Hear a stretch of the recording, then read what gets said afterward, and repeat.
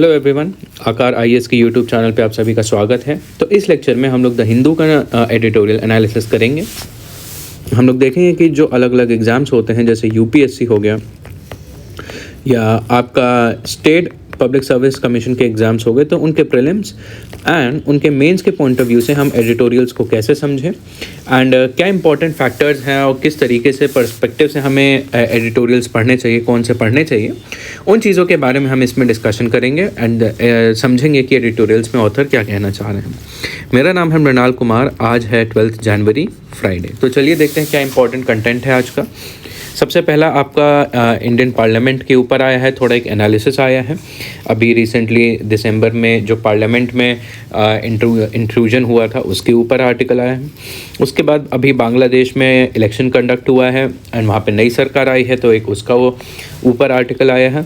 और आज फिर से आपका इंडियन मालदीव रिलेशन के ऊपर एक आर्टिकल आया है टेक्स्ट एंड कॉन्टेक्स्ट में। और एक आपका इंपॉर्टेंट आर्टिकल है आपका अग्निपथ स्कीम के ऊपर, क्योंकि अभी रिसेंटली देखा जा रहा है जम्मू एंड कश्मीर में कुछ इश्यूज़ चल रहे हैं, तो उसके बैकड्रॉप में ये वाला आर्टिकल है। तो चलिए देखते हैं एनालिसिस एडिटोरियल्स का। सबसे पहला आर्टिकल है the Indian parliament a promise spurned. तो सबसे पहले इसकी अगर रेलेवेंस की बात करें तो रेलेवेंस में ये वाला आर्टिकल आपके प्रीलिम्स एंड मेंस दोनों के लिए इंपॉर्टेंट है। प्रीलिम्स में आपका पॉलिटी के पॉइंट ऑफ व्यू से इंपॉर्टेंट है एंड स्पेशली आपका जो पार्लियामेंट्री सिस्टम होता है उसके बारे में इंफॉर्मेशन कि क्या इसके प्रिंसिपल्स होते हैं, कि पार्लियामेंट्री सिस्टम क्यों आया है, क्या इसके रूल्स हैं, रेगुलेशंस हैं, क्या इसके आर्टिकल्स हैं, ठीक है, एंड इसके डिफरेंसेस क्या हैं, बाकी कंपैरिजंस क्या है बाकी पॉलिटिकल सिस्टम्स के कंपैरिजन में, एंड इसका क्या क्या स्ट्रक्चर है, क्या इसके एडवांटेजेस हैं, क्या इसके डिसएडवांटेजेस हैं, ठीक है। ये सारी चीज़ें आपको जानने की ज़रूरत है। एंड अगर मेंस की बात करें, मेंस में भी आपका GS2 में आपका ये पॉलिटी के अंडर में आएगा। इसमें भी आपके जो रिसेंट इश्यूज चल रहे हैं पार्लियामेंट के ऊपर उसके ऊपर आएगा, कि अभी जैसे ऑपोजिशन का इश्यूज़ आते हैं, जैसे आपके प्रोडक्टिविटी के इश्यूज़ आते हैं, जैसे आपके अलग अलग डिफेक्शंस के इश्यूज़ आते हैं, ठीक है। और जैसे कंपैरिजन आता है parliamentary system, presidential system, Indian parliament, British parliament या फिर कहीं और का सिस्टम। तो इस तरीके से आपको ये पार्लियामेंट को पढ़ना है एंड उसके ऊपर जो एनालिसिस है आपको इस नज़रिए से देखना है। तो चलिए देखते हैं यहाँ पे क्या बैकग्राउंड है इस आर्टिकल का। तो सबसे पहली बात, जो अभी रिसेंटली सिक्योरिटी लैप्स हुआ था जहाँ पे दो लोग जो हैं गैस कैनिस्टर लेके कूद गए थे पार्लियामेंट की फ्लोर पे लोकसभा में, तो उसकी वजह से काफ़ी ज़्यादा शोर शराबा हुआ था, काफ़ी ज़्यादा दिक्कतें हुई थी, ठीक है। एंड वो बहुत चिंता की बात थी। एंड एक टाइप से इस इंसिडेंट के बाद एक टाइप से स्टैंड ऑफ हो गया था ऑपोजिशन और रूलिंग पार्टी के बीच में, ठीक है। एंड जिसकी वजह से काफ़ी ज़्यादा वहाँ पे डिसरप्शन हुआ है और जिसके चलते लगभग 146 मेंबर्स पार्लियामेंट के सस्पेंड कर दिए गए, स्पेशली आपके ऑपोजिशन पार्टीज़ के। एंड इस पूरे इंसिडेंट से रिलेटेड जो आपके आर्गूमेंट्स हुए हैं वो मात्र आपके प्रोसीजरल और सिक्योर रेगुलेटरी कंसर्न्स को लेके सीमित कर दिए गए हैं, ठीक है। उसके बाद बोला है while they are important it is necessary to see the bearing of these events in the conception of the parliamentary government of India. तो ये बैकग्राउंड हुआ है, तो कहीं ना कहीं अब ये वाले ऑथर जो है पूरा पार्लियामेंट्री सिस्टम की ही एनालिसिस कर रहे हैं। तो सबसे पहली बात देखते हैं हैविंग अ पार्लियामेंट्री गवर्नमेंट। तो अगर हिस्ट्री के पॉइंट ऑफ व्यू से देखें तो इसको लेके noting that while progressive expansion of representation in the colonial ages exposed a section of Indian legislative processes, the choice of parliamentary form was outcome of a closely deliberated process. कि भले ही हमारे past में colonial history में Indian national struggle जो है वो basically पूरा political side देखें अगर उस स्ट्रक्चर तक का, तो वो ये था कि इंडियंस को और रिप्रेजेंटेशन चाहिए आपका डिसीजन मेकिंग में, लेजिस्लेचर में और एग्जीक्यूटिव में। तो ग्रेजुअली अलग अलग मूवमेंट के थ्रू, अलग अलग रिफॉर्म के थ्रू, जैसे Morley Minto reform, Montagu Chelmsford reform या गवर्नमेंट ऑफ इंडिया एक्ट 1935, ठीक है, इन रिफॉर्म्स के बाद, कॉन्स्टिट्यूशनल रिफॉर्म्स के बाद इंडियंस को ग्रेजुअली और रिप्रेजेंटेशन मिला। पार्लियामेंट्री प्रोसेस धीरे धीरे और एक्सपैंड होने लगा और उसकी फाउंडेशन बिल्ड होते रहे। इंडियंस जो थे पार्लियामेंट्री प्रोसेस में और ज़्यादा पार्टिसिपेट करने लगे पूरे कॉलोनियल प्रोसेस में। एंड इसीलिए जब हमारा देश आज़ाद हुआ हमारे पास चॉइस थी कि हम कौन सा सिस्टम अडॉप्ट करें, काफ़ी सारे अभी हम देखेंगे ऑप्शंस थे, तो इन दी एंड हमने पार्लियामेंट्री सिस्टम अडॉप्ट करा। हालांकि ये भी काफ़ी सारी डिबेट के बाद ही अडॉप्ट किया गया। तो जब डिबेट चल रही थी इस चीज़ के ऊपर, तो इस चीज़ को लेके 4 डिबेट थे, 4 ऑप्शंस थे, विकल्प थे कि इंडिया का पॉलिटिकल स्ट्रक्चर कैसा होना चाहिए। प्रेसिडेंशियल होना चाहिए, इंडियन ऑर्थोडॉक्सी का होना चाहिए, स्वराजिस्ट होना चाहिए और पार्लियामेंट्री होना चाहिए। तो सबसे पहली बात, जिन लोगों ने प्रेसिडेंशियल सिस्टम को सपोर्ट करा, उन्होंने ये आर्गूमेंट दी कि प्रेसिडेंशियल सिस्टम आपका स्टेबल होता है, ठीक है, जल्दी इसमें सरकार गिरती नहीं है या जल्दी डिसॉल्व नहीं होती है, इससे पूरी नेशन की यूनिटी बनी रहती है, ठीक है, और ये सेंट्रलाइज्ड सिस्टम होता है, तो एक वेल कंट्रोल्ड और administration well controlled and well centralised administration होती है इसमें, और ये बेसिकली हमारा अमेरिकन मॉडल इसका बेसिस बनता है। एंड कहीं ना कहीं आपका रिलीजियस एंड सोशल मेजॉरिटेरियनिज्म भी इसमें क्रिएट हो जाता है। ये इनके आर्गूमेंट्स थे। अब अगर इंडियन ऑर्थोडॉक्सी के पॉइंट्स अगर देखें तो इनका बिलीफ था बेसिकली पूरा का पूरा एंटी कॉलोनियल मूवमेंट था आपका इंडियन ऑर्थोडॉक्सी का। ये चाहते थे कि कोई किसी भी प्रकार का कॉलोनियल सिस्टम हमारे कंट्री में ना हो, बल्कि हम अपना जो पॉलिटिकल सिस्टम है वो इंडिया के जो क्लासिकल और एंशिएंट टेक्स्ट थे, ठीक है, और हमारा जो एंशिएंट विजडम था उसके हिसाब से चलें। लेकिन ये क्या था, क्या उसका आधार होना चाहिए, क्या उसका सोर्स होना चाहिए, इसके ऊपर कोई डिटेल्स नहीं बताए गए थे। जिन लोगों ने स्वराजिस्ट मॉडल के लिए आर्ग्यू किया वो गांधी जी के जो मॉडल था वर्किंग का, उसे सपोर्ट किया। एंड बेसिकली ये कहते थे कि इंडिया का जो पॉलिटिकल स्ट्रक्चर होना चाहिए वो आपका विलेज पंचायत के आसपास रिवॉल्व होना चाहिए, कि जो गांव है, विलेज पंचायत है, उनके पास सबसे ज़्यादा पावर, सबसे ज़्यादा ताकत और सबसे ज़्यादा अधिकार होना चाहिए। और जो हायर लेवल्स हैं जैसे स्टेट है और नेशनल लेवल है, इनके पास सिर्फ वो पावर होनी चाहिए जो कि आपकी लोअर फॉर्म ऑफ गवर्नमेंट के पास पावर ना हो। तो मतलब ज़्यादा एक टाइप से इन्वर्टेड ट्रायंगल की तरह समझ लीजिए, सबसे ज़्यादा पावर नीचे होगी और सबसे ऊपर वाले जो इस पार्ट होगा उसमें बहुत लिमिटेड पावर होगी। ये था आपका स्वराजिस्ट मॉडल। उसके बाद आते हैं पार्लियामेंट्री मॉडल। पार्लियामेंट्री मॉडल जो है फाइनली जो सपोर्ट करते थे, उन्होंने डिबेट इस चीज़ की आखिरी में जीती। किन बेसिस पे? कि हमारे कंट्री में एक डिसाइसिव अथॉरिटी होनी चाहिए, एक ऐसी अथॉरिटी होनी चाहिए कि जो कह सके कि वो लोगों की आवाज़ को रिप्रेजेंट करते हैं, वो एक्चुअली लोग सारे लोगों को रिप्रेजेंट करते हैं, सारी कम्युनिटीज़ को रिप्रेजेंट करते हैं। एक ऐसी बॉडी होनी चाहिए way at large and being guardian of its mandate, कि ना कि सिर्फ लोगों को रिप्रेजेंट कर सके, लेकिन जो लोगों के इंटरेस्ट है उसे प्रोटेक्ट भी कर सके, उसको गार्ड भी कर सके। तो पार्लियामेंट एक ऐसा टाइप का मॉडल प्रेजेंट करता है। और जो एग्जीक्यूटिव है, एग्जीक्यूटिव को कलेक्टिवली रिस्पॉन्सिबल होना पड़े पार्लियामेंट से, ताकि जो एग्जीक्यूटिव है, सरकार है, वो मनमाने ना हो पाए। जो लोगों की बॉडी है, लोगों की कलेक्टिव बॉडी है, वो बेसिकली गवर्नमेंट कंट्रोल करे, ठीक है। जो एग्जीक्यूटिव है वो लोगों के प्रति जिम्मेदारी निभाए। If the executive loses the trust of the popularly elected house, it can no longer continue in office. तो बेसिकली पूरी की पूरी जो पावर है, पॉलिटिकल पावर है, वो लोगों के हाथ में होगी। अगर सरकार, लोगों को जिस तरीके से सरकार चल रही है उस पर अगर भरोसा नहीं है तो सरकार गिर जाएगी। तो सरकार तब तक चलेगी जब तक लोगों का सरकार पे भरोसा हो। ये वाला मॉडल चूज किया गया था क्योंकि देखिए हमारा हिस्टोरिकल बैकग्राउंड जो है वो इसी बेसिस पे है। लोगों की हमेशा फाइट इसलिए रही है ताकि जो ब्रिटिश गवर्नमेंट है वो रिस्पॉन्सिबल गवर्नमेंट बन पाए, लोगों के कंट्रोल में बन पाए। कोई भी सरकार जो है वो ऑटोक्रेटिक या टोटलिटेरियन ना बन पाए। तो कहीं ना कहीं एक वो मेंटालिटी यहाँ पे रिफ्लेक्ट होती है। और इसके अलावा 2 एडिशनल आर्गुमेंट्स भी आते हैं कि the parliamentary system marks a better space for minorities in the political arena to make the case in comparison to the presidential system and does not assume what is good for the citizen community in advance as other competing models do. The good of the citizen community is an outcome of debate and discussion in the representative body as a whole.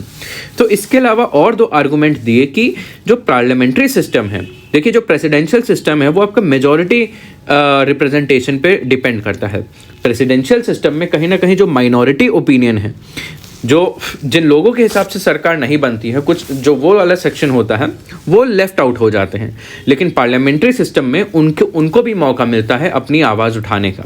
तो कहीं ना कहीं presidential system है वो minority voices को, minority opinions को ignore कर देता है, उनके विशेस को फुलफिल नहीं कर पाता है, जबकि पार्लियामेंट्री सिस्टम में उनके इश्यूज़ को लेके भी, माइनॉरिटी कम्युनिटीज़ के इश्यूज़ को लेके भी डिबेट होती है और फिर पॉलिसीज़ बनती हैं। And it has better capacity to reach out the ethnic and cultural differences as they can effectively rally in the choice of representatives. तो पार्लियामेंट्री सिस्टम में एक और एडवांटेज है कि लोगों के पास चॉइस होती है कि वो अपना रिप्रेजेंटेटिव चुन सकें, लोग चुन सकें कि कौन सा व्यक्ति उन्हें रिप्रेजेंट करेगा, कौन सा व्यक्ति उनके इंटरेस्ट को पार्लियामेंट में आगे रखेगा। तो यहाँ पे लोगों के पास और ज़्यादा फ्रीडम और चॉइस होती है। तो both these arguments implied that India's representative model encompassed great doctrinal, ethnic and cultural pluralism. तो जो हमारा रिप्रेजेंटेटिव मॉडल है, पार्लियामेंट्री मॉडल है, वो बेसिकली इस चीज़ को ध्यान में रख के लाया गया है कि जो लोग हैं, मेजॉरिटी माइनॉरिटी दोनों के ही इंटरेस्ट यहाँ पे एक्सप्रेस हो सकें। अब यहाँ पे बात करी है pangs of creating an opposition. ठीक है, ऑपोजिशन अगर पार्लियामेंट्री सिस्टम है तो वहाँ पे ऑपोजिशन भी होता है। From the nature of parliamentary system, it is obvious that such regime can endure and be effective only if it has a stable or support. But it has to be questioned and challenged to ensure that it remains faithful to the common good. कि parliamentary system का पूरा nature ये है कि देखिए, parliamentary system तभी चल सकता है जब तक कि लोगों का भरोसा पार्लियामेंट्री सिस्टम में है एंड लोगों के रिप्रेजेंटेटिव को एडिक्वेट सपोर्ट मिल रहा हो। लेकिन इसका दूसरा आयाम ये है कि उन जो रिप्रेजेंटेटिव हैं उनको समय समय पर उनसे सवाल पूछने पड़ेंगे एंड उनको चैलेंज करना पड़ेगा अपनी उनको अकाउंटेबल रखने के लिए, ताकि लोगों का जो कॉमन गुड है वो प्रोटेक्ट हो सके। तो ये एक टाइप की कॉन्फ्लिक्टिंग डिमांड है। A majority that is elected regards that it has found an endorsement from the citizen community, but a reason of system says that such endorsement must be constantly and critically validated by keeping common good in view. मतलब ये system ये कहता है कि जो elected लोग होते हैं, मेजॉरिटी उन्हें चूज करती है, बट वो सिटीजन कम्युनिटी उन्हीं इलेक्टेड मेजॉरिटी को, जिन्होंने उन्हें चूज़ किया है, उनसे सवाल भी पूछती रहती है। ठीक है, उन्हें कॉन्स्टेंटली क्रिटिसाइज करती रहती है कि ताकि वो लोग अपना काम सही से करें और लोगों के जो इंटरेस्ट हैं वो प्रोटेक्ट हो सकें। Stable support and effective opposition could be institutionally operated only through a competitive party system. तो ये जो पूरा सिस्टम है तभी चल सकता है जब जो कंट्री में अलग अलग पार्टीज हों, ताकि अगर एक पार्टी लोगों के इंटरेस्ट को रिप्रेजेंट कर रही हैं तो बाकी group of people, that is parties, उनको क्रिटिसाइज कर सकें। Given the commanding position of the Congress party enjoyed in the first Lok Sabha, Jawaharlal Nehru was sensitive to the absence of an effective opposition, although when such opposition took shape in the parliament, he was not very comfortable with it. कि opposition की अहमियत ये बताती है कि जब भले ही Congress party पहली लोकसभा में डोमिनेंट थी, वहाँ पे ऑपोजिशन नहीं थी ज़्यादा, तो इस चीज़ पे कंसर्न जताते हुए, इस चीज़ को सेंसिटिव रखते हुए, तो जो हमारे तब के प्रधानमंत्री थे जवाहरलाल नेहरू, उन्होंने इस चीज़ की डिमांड की कि वहाँ पे एक इफेक्टिव ऑपोजिशन होना चाहिए। लेकिन ऑपोजिशन क्रिएट होने के बाद वो खुद बहुत ज़्यादा उस चीज़ से कंफर्टेबल नहीं थे, क्योंकि उन्हें फिर जवाब देना पड़ रहा था।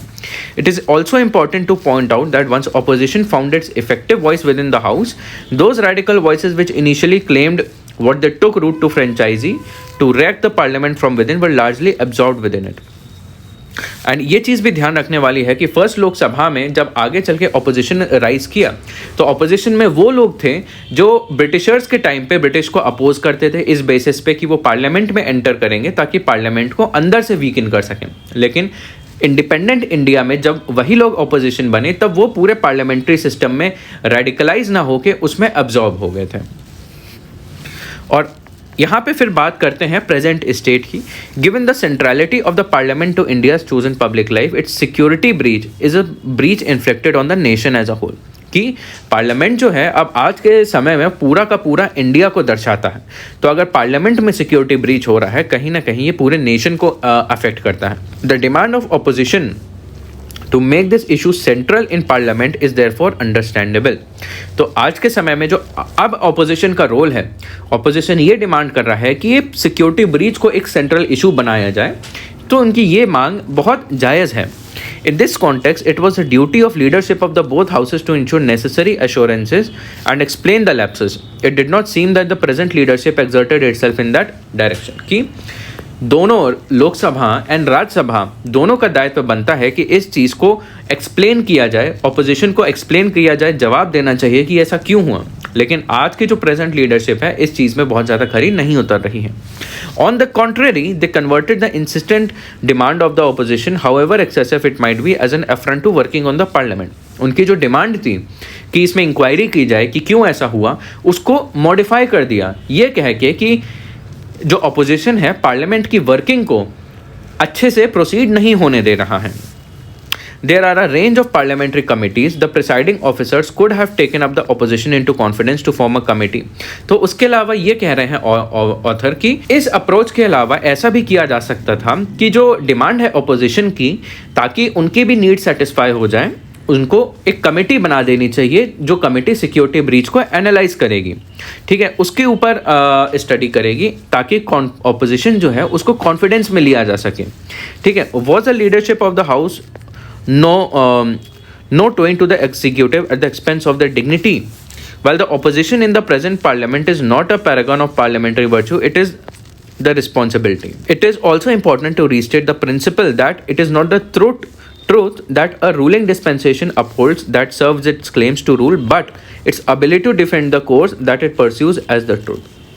तो ये सारी बातें इस पूरे आर्टिकल में हैं कि पार्लियामेंट्री सिस्टम क्यों है हमारी कंट्री में, एंड जो पार्लियामेंट्री सिस्टम हर्ट होता है उसका सिग्निफिकेंस क्या है, और जो डिमांड ऑपोजिशन क्रिएट कर रही है उस चीज़ को इंक्वायर करने में, वो डिमांड एक्चुअली रीजनेबल है, लेकिन उस डिमांड को साइड ट्रैक कर दिया जा रहा है. तो कहीं ना कहीं जो पार्लियामेंट्री सिस्टम का पूरा पर्पस है ऑपोजिशन के प्रति अकाउंटेबल होना, वो फुलफिल नहीं हो रहा है इस सिचुएशन में.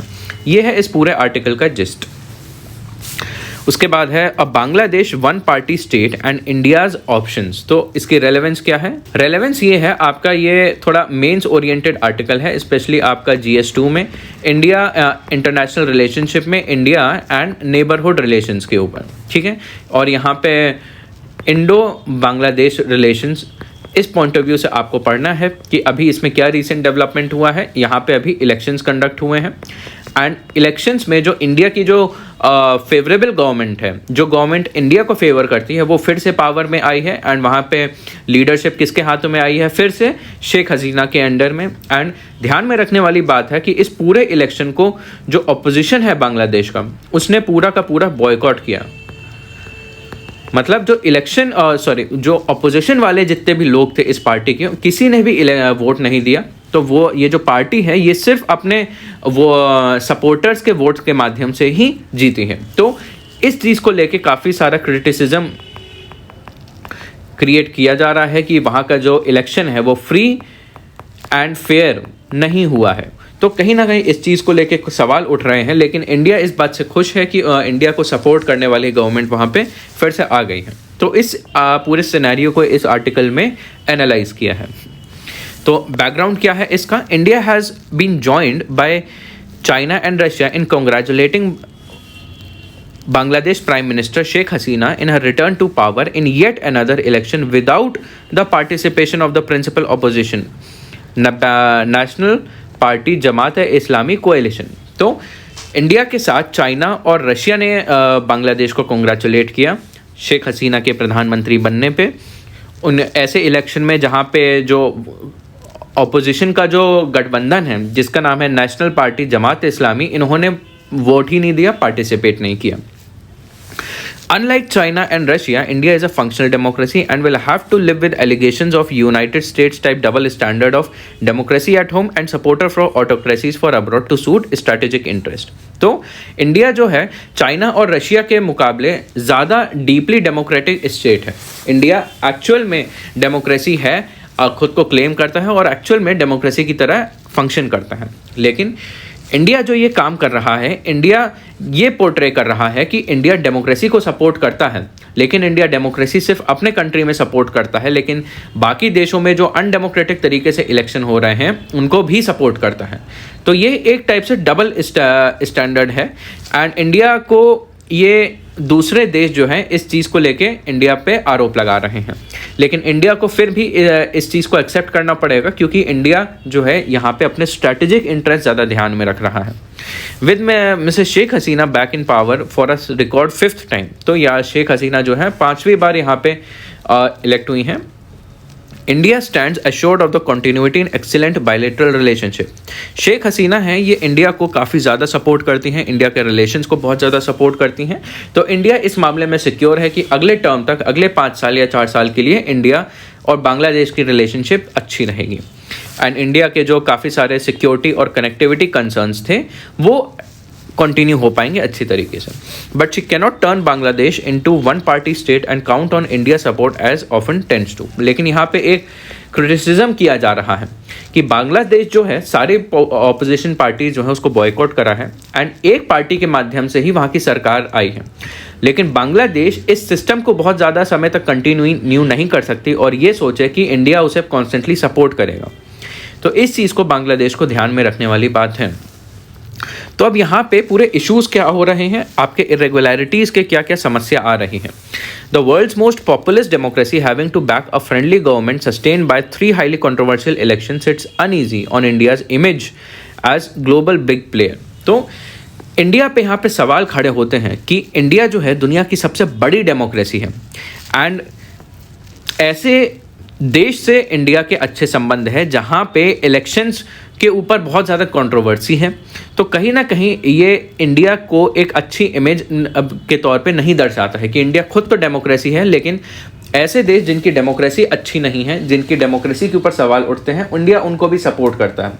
तो ये इंडिया के लिए सही नहीं है। This also explains why anti India sentiments are at an all time high in Bangladesh, कि जैसे मालदीव्स में हो रहा है, कहीं ना कहीं थोड़े बहुत बांग्लादेश में भी एंटी इंडिया को लेके सेंटिमेंट्स हैं, क्योंकि वहाँ के लोग इलेक्शंस को बहुत ज़्यादा फ्री फेयर नहीं मानते हैं और इंडिया उस चीज़ को सपोर्ट करता है। तो जो अपोजिशन है बांग्लादेश का वो इंडिया से काफ़ी ज़्यादा नाराज़ चल रहा है।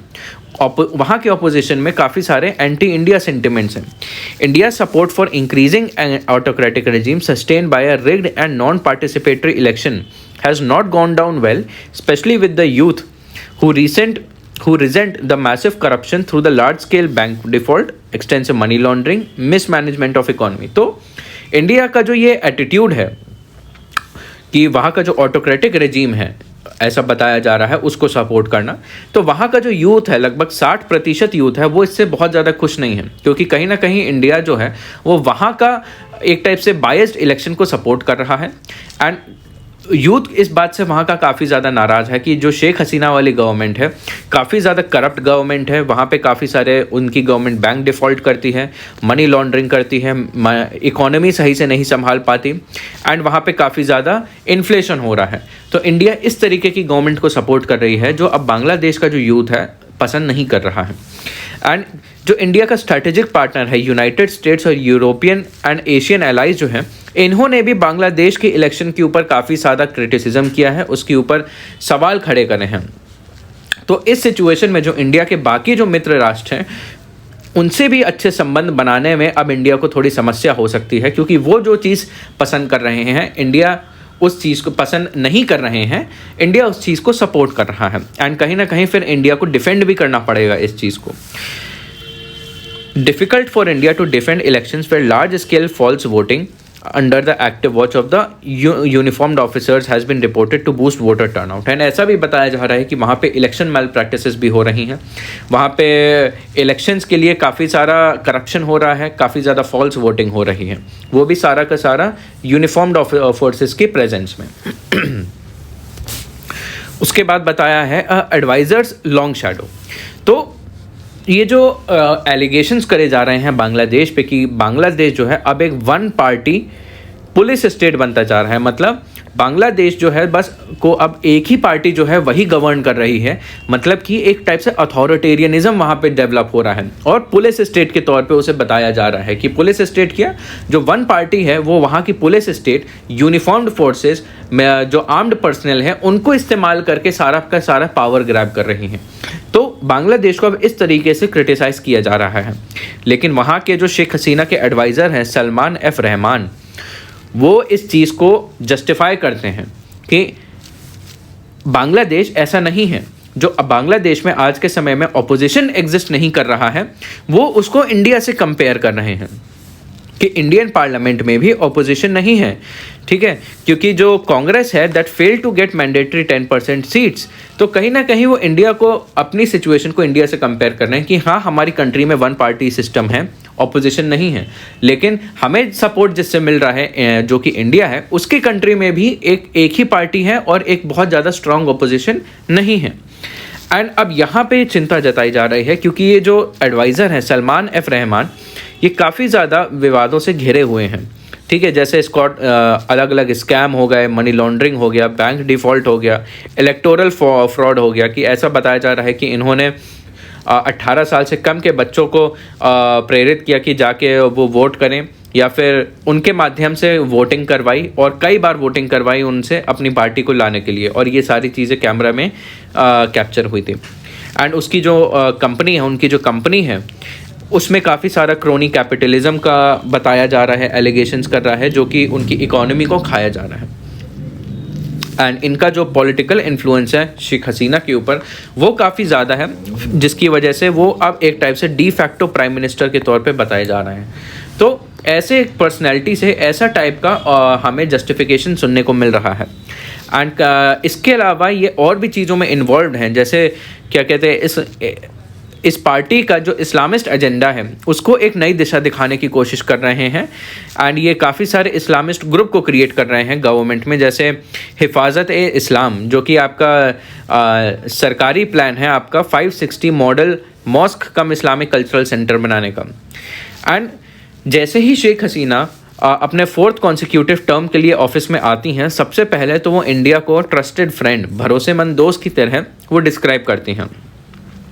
लेकिन यहाँ पे ध्यान रखने वाली बात यह है, शेख हसीना के अलावा इंडिया को सपोर्ट करने वाला एक तो उनका यूथ नहीं है, एंड उनकी पार्टी में भी, खुद की पार्टी में भी इंडिया के बहुत ज़्यादा सपोर्टर नहीं हैं, क्योंकि the pro Indian elements in the Awami League have been eliminated in 3 stages: nominations, poll process and then during the formation of cabinet and parliamentary committees.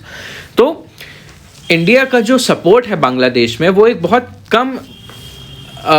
कम लोगों द्वारा सपोर्ट किया जाता है। तो अब यहाँ पे इंडिया के पास एक चैलेंज आता है कि कहीं ना कहीं इंडिया अब बाकी स्टेक होल्डर्स, दूसरे देशों के में जो ऑपोजिशन स्टेक होल्डर से भी अच्छे संबंध बनाने की कोशिश करे और जो उनके गवर्नमेंट में और प्रो इंडियन मिनिस्टर्स और लीडर्स को इंडक्ट करवाए। एंड उसके बाद आता है subject of New Delhi's regional influence. India battling with its western allies over Bangladesh will be at a considerable diplomatic cost at a time when New Delhi needs to keep China in check। तो अब के समय में अब इंडिया के पास अब बांग्लादेश का भी सपोर्ट है, लेकिन उसी के साथ एक चैलेंज भी है, ठीक है। लेकिन इसका एक डिफ़िकल्टी ये है कि अब इंडिया के जो वेस्टर्न एलाइज हैं, ठीक है, उनसे अब डिप्लोमेटिक रिलेशन बनाने में कुछ समय लग सकता है एंड कुछ दिक्कतें आ सकती हैं, स्पेशली ऐसे समय में जब इंडिया चाइना को काबू में करने या फिर कंट्रोल में कर रखने की कोशिश कर रहा है, ताकि चाइना इंडिया के अगेंस्ट कोई ऐसा एक्शन ना ले। तो इंडिया का कहीं ना कहीं लॉस ऑफ इन्फ्लुएंस है। इंडिया बांग्लादेश के वाइड पॉपुलेशन के ऊपर भी बहुत ज़्यादा इन्फ्लुएंस नहीं कर पा रहा है, और इंडिया के बाहर जो है वहाँ भी इन्फ्लुएंस नहीं कर पा रहा है, जैसे वेस्टर्न कंट्रीज़ हो गई। तो इंडिया के लिए ये 2 तरीके से चैलेंजेस हैं, एंड स्पेशली ये सारे चैलेंजेस इस बैकग्राउंड में आ रहे हैं जब बाकी नेबर्स के साथ भी इंडिया के अच्छे संबंध नहीं हैं। कि हमारे प्रधानमंत्री नेबरहुड फर्स्ट पॉलिसी फॉलो करते हैं, लेकिन जैसे नेपाल हो गया, भूटान हो गया, पाकिस्तान हो गया, श्रीलंका हो गया और आपका जैसे मालदीव हो गया, इन सब के साथ अब हमारे संबंध उतने अच्छे नहीं हैं जितने अच्छे होते थे, जबकि हमारी एक अलग से पॉलिसी चलती है, neighbourhood first policy. It is a time India stops putting all its egg in Awami League basket and takes a close look at genuinely secular platform in the gender, minority, labour and youth spaces where there could be potential for a party like आम आदमी parties to emerge। तो अब India जो है, India को सारा का सारा बांग्लादेश में सपोर्ट है वो मात्र अवामी लीग के लिए नहीं रखना चाहिए। उसके अलावा और भी जो वहाँ की जेंडर कम्युनिटीज़ हैं, माइनॉरिटी कम्युनिटीज़ हैं, लेबर और यूथ कम्युनिटी हैं, उनमें भी समय और एफर्ट देने की ज़रूरत है, ताकि अगर वहाँ पे आगे चल के कोई नई पार्टी इमर्ज होती है जो कि लोगों के बीच में पॉपुलर होती है, तो वो भी आगे चल के इंडिया को सपोर्ट करे। तो इंडिया को अभी से उनके साथ इंगेज करना चाहिए। ये है आपका सेकेंड आर्टिकल। चलिए बढ़ते हैं हम नेक्स्ट आर्टिकल की तरफ। Strain ties in India Maldives relation. तो इसका भी जो रेलेवेंस है, रेलेवेंस की अगर बात करें तो अगर प्री की पॉइंट ऑफ व्यू से देखें तो ये आपका जोग्राफिकल पॉइंट ऑफ व्यू से इंपॉर्टेंट है। जोग्राफिकल पॉइंट ऑफ व्यू से क्या कि मालदीव्स का लोकेशन क्या है, कौन कौन सी अलग अलग वाटर बॉडीज़ हैं, ठीक है, कौन कौन सी कंट्रीज़ उसके प्रॉक्सिमिटी है, एंड इंडिया मालदीव्स के साथ और कौन कौन से इंटरनेशनल फोरम्स में पार्टिसिपेंट हैं। जैसे कोलंबो सिक्योरिटी कॉन्क्लेव है, उसमें इंडिया बांग्लादेश है दोनों। तो ऐसे कौन कौन से इंटरनेशनल फोरम्स हैं, एंड उसके बाद क्या क्या इसके अलावा और उनके फीचर्स हैं। उसके बाद अगर मेंस की बात करें तो जैसे हमने लास्ट आर्टिकल में पढ़ा था आपका इंटरनेशनल रिलेशंस में GS2 में आपका इंडिया एंड नेबरहुड रिलेशन में स्पेशली आपका इंडिया एंड मालदीव रिलेशन, ठीक है, एंड इसका बाकी जियोपॉलिटिकल इम्पैक्ट क्या हो रहा है मालदीव्स में नई गवर्नमेंट आने के बाद, एंड उसका जो इंडिया आउट कैंपेन है उसका। तो इस पॉइंट ऑफ व्यू से आपको ये सारी चीज़ें पढ़नी है। तो देखते हैं कि अभी तक की स्टोरी क्या है। Prime minister Narendra Modi's tourism push for Lakshadweep triggered a social media spat escalating into a diplomatic clash between India and Maldives, worsening the already strained relationship between India Ocean neighbors। तो अभी जो हमारे प्रधानमंत्री लक्षद्वीप गए थे उसको वहाँ के टूरिज़्म को प्रमोट करने के लिए, तो वो चीज़ मालदीवियन लोगों को बहुत ज़्यादा अच्छी नहीं लगी। एंड जैसा कि हम जानते हैं वहाँ के कुछ मिनिस्टर्स ने ट्वीट्स किए जो कि इंडिया के लिए अच्छे नहीं थे।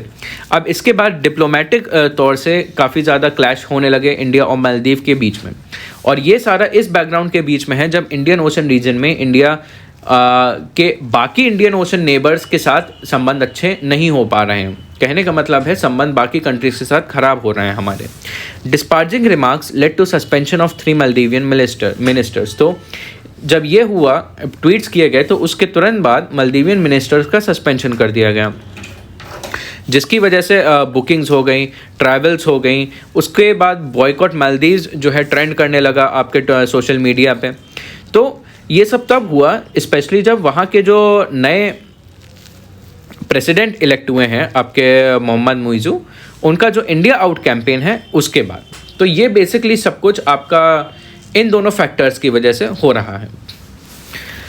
तो अब देखते हैं ये जो आपका इंडिया आउट कैंपेन काफ़ी ज़्यादा न्यूज़ में है, ये असल में क्या है और ये शुरुआत इसकी कहाँ से होती है।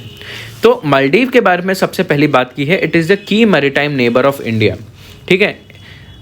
समुद्री देशों में मालदीव जो है सबसे अहम हमारा नेबर है, सबसे इंपॉर्टेंट नेबर है हमारा इंडियन ओशन रीजन में, ठीक है। एंड कंट्री की जो जोग्राफिकल लोकेशन है वो बहुत अहमियत रखती है इंडिया के लिए, क्योंकि चाइना जो है वो अब इंडियन ओशन रीजन में इंडिया को अपोज करने के लिए बाकी देशों से अच्छे संबंध बना रहा है और उनकी कंट्रीज़ में अपना इन्वेस्टमेंट कर रहा है। जैसे श्रीलंका हो गया, श्रीलंका में हम्बनटोटा पोर्ट में चाइना ने बहुत ज़्यादा इन्वेस्ट किया है। पाकिस्तान हो गया, ठीक है, जिबूती हो गया, आपका म्यांमार हो गया। तो कहीं ना कहीं मालदीव्स भी उसी सिग्निफिकेंट स्फीयर में फॉल करता है। भले ही अब यहाँ पे बोला है इंडिया मालदीव्स के संबंध कुछ सालों में अच्छे रहे हैं, लेकिन चाइना के प्रति हमेशा से नहीं, अभी कुछ समय से जो वहाँ की मालदीव्स की प्रोग्रेसिव पार्टी ऑफ मालदीव्स है PPM, वो जो पार्टी है चाइना की तरफ थोड़ा और झुकने लगी है, ठीक है। और it was under mister Yameen that China included Maldives as part of belt and road initiative. तो जो वहाँ के प्रेसिडेंट थे मिस्टर यामीन, उनकी प्रेसिडेंटशिप के अंडर चाइना जो है मालदीव्स में आई, एंड चाइना ने मालदीव्स को बेल्ट एंड रोड इनिशिएटिव का एक मेंबर बनाया। Bilateral ties improved when Mohammad Ibrahim Soli of the Maldivian Democratic Party took over reins from Mr. Yamin in 2018।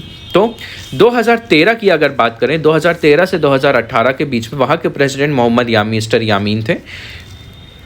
उन्होंने इंडिया के साथ तो अच्छे संबंध बनाए, लेकिन साथ ही साथ चाइना के साथ भी उन्होंने करीबी बनाना स्टार्ट कर दिया। 2018 के बाद फिर इब्राहिम मोहम्मद सोली आए, and aiming to reset ties with one of its closest bilateral partners, Mr. Soli adopted India First foreign policy, established a close relationship in India in terms of defense, security and economics। तो 2018 में जब मोहम्मद इब्राहिम सोली आए तो उन्होंने कोशिश करा कि India के साथ और भी ज़्यादा अच्छे संबंध बनाए जाएं। तो उन्होंने अपनी एक फॉरेन पॉलिसी लाई, इंडिया फर्स्ट पॉलिसी, कि किसी भी अपने फॉरेन पॉलिसी में वो सबसे पहले इंडिया को कंसिडर करेंगे और इंडिया के साथ डिफेंस, सिक्योरिटी और इकोनॉमी में और अच्छे संबंध बनाएंगे।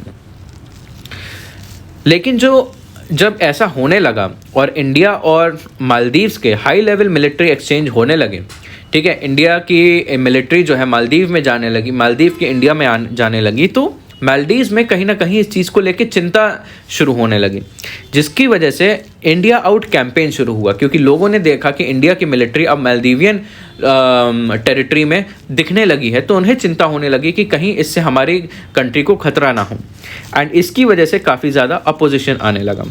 एंड जो सोली एडमिनिस्ट्रेशन के समय में जो अपोजिशन था वो ये कहते थे कि इससे उनकी देश की जो सॉवरेनिटी है वो नेगेटिवली इम्पैक्ट होती है, क्योंकि इंडियंस जो हैं उनकी कंट्री में आने लगे हैं।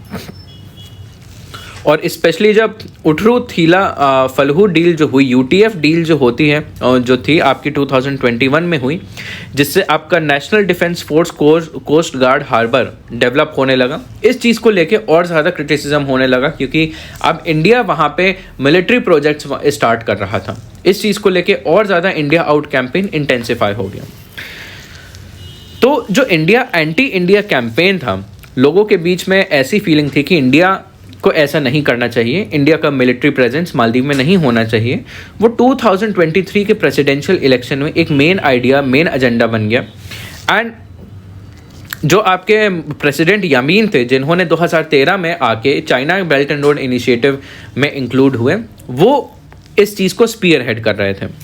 एंड इसी पार्टी के जो मोहम्मद मुइज़ू थे, वो एक जॉइंट अपोजिशन कैंडिडेट अपीयर हुए और वो जो है इंडिया आउट कैंपेन को लीड करने लगे एंड लोगों को परसुएड करने लगे कि उन्हें वोट दिया जाए इस बेसिस पे। एंड उन्होंने ये बोला कि अगर वो प्रेसिडेंट बनते हैं तो इंडिया मालदीव्स की ज़मीन से इंडियन ट्रूप्स को निकलवाएंगे एंड इंडिया के साथ ट्रेड रिलेशंस को भी बैलेंस करेंगे, क्योंकि हम जानते हैं कि ट्रेड बैलेंस जो है काफ़ी ज़्यादा इंडिया के फेवर में है। काफ़ी ज़्यादा उनके कंट्री में करंट अकाउंट डेफिसिट है, क्योंकि वो इंडिया से काफ़ी सारी चीज़ें इंपोर्ट करते हैं। तो कहीं ना कहीं उनकी इकोनॉमी के लिए चिंता वाली बात बन जाती है।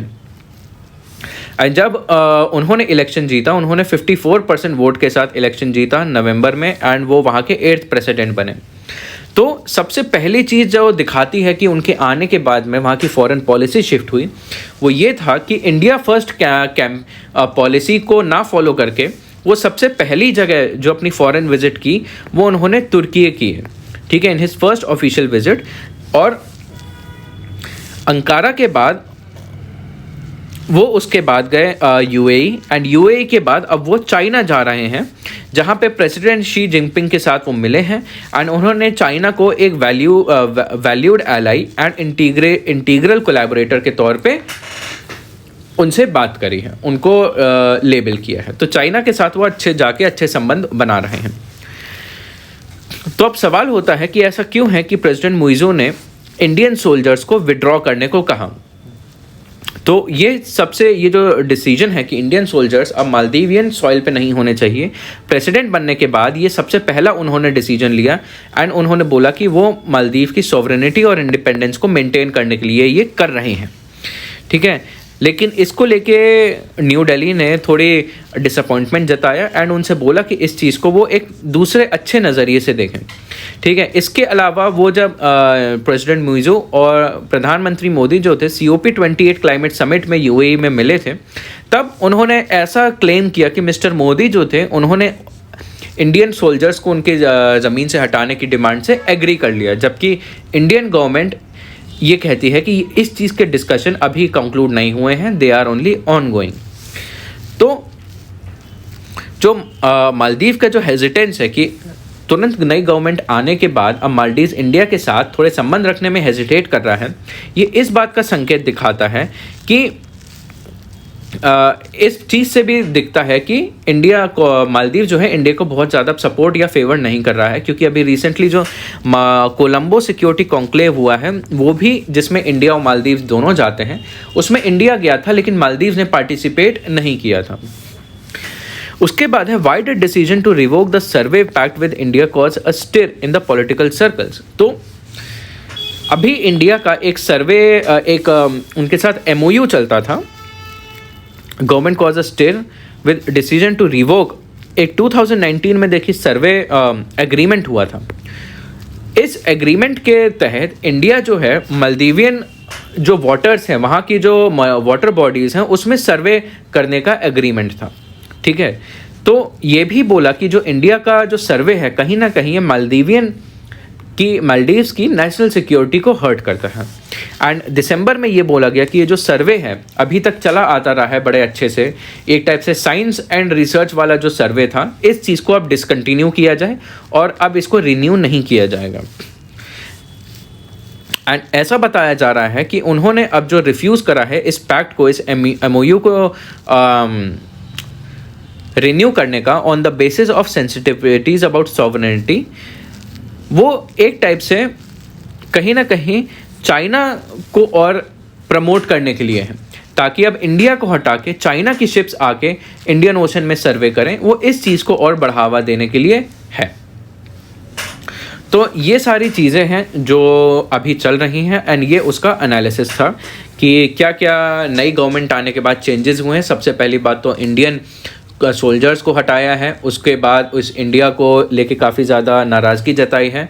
इंडिया में पहली फॉरेन विजिट नहीं करी है, उसके अलावा टर्की गए हैं एंड उसके अलावा इंडिया के साथ जो सर्वे करा करता था, हाइड्रोलॉजिकल सर्वे जिसका नाम था, उसे भी रिवोक कर दिया गया है, उसे रिन्यू नहीं किया जा रहा है।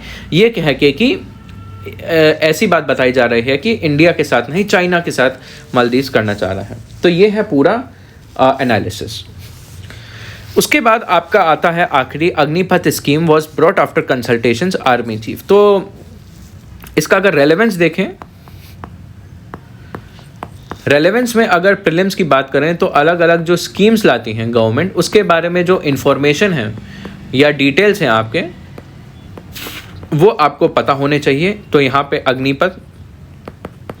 अग्निपथ स्कीम की यहाँ पे बात हो रही है। एंड अगर मेंस के पॉइंट ऑफ व्यू से देखें तो ये स्कीम आपकी GS3 जो है, GS3 में आपकी जो इंटरनल सिक्योरिटी वाला पार्ट है उसके अंडर में आता है। एंड स्पेशली आपका जो मिलिट्री रिफॉर्म्स हैं, मिलिट्री रिफॉर्म्स में इम्पॉर्टेंट है। एंड आपका जो मिलिटेंसी इन कश्मीर है, मिलिटेंसी इन कश्मीर, उसके पॉइंट ऑफ व्यू से ये वाला आर्टिकल आपके लिए इम्पॉर्टेंट है। तो चलिए देखते हैं यहाँ पे किस बैकग्राउंड में बात हो रही है कि अभी recently Rajouri Poonch sector of Jammu Kashmir है, ठीक है, वहाँ पे कुछ समय से काफ़ी ज़्यादा इश्यूज चल रहे हैं आर्मी पर्सनल और टेररिस्ट के बीच में, ठीक है। एंड यहाँ पे बताया जा रहा है इन सब सिचुएशन में कि वहाँ का लोकल सपोर्ट जो है काफ़ी ज़्यादा क्रूशियल है। ये पूरा है आपका बैकग्राउंड।